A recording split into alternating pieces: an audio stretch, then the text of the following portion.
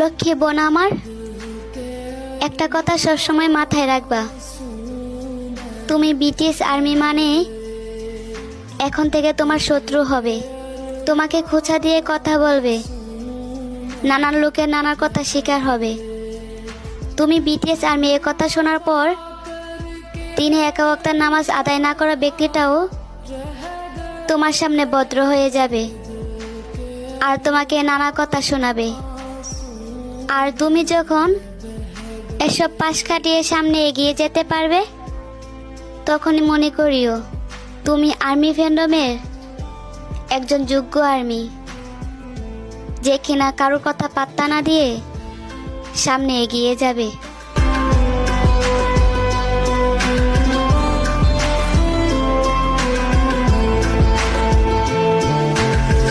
जिसने पूछा हमसे बिछड़े या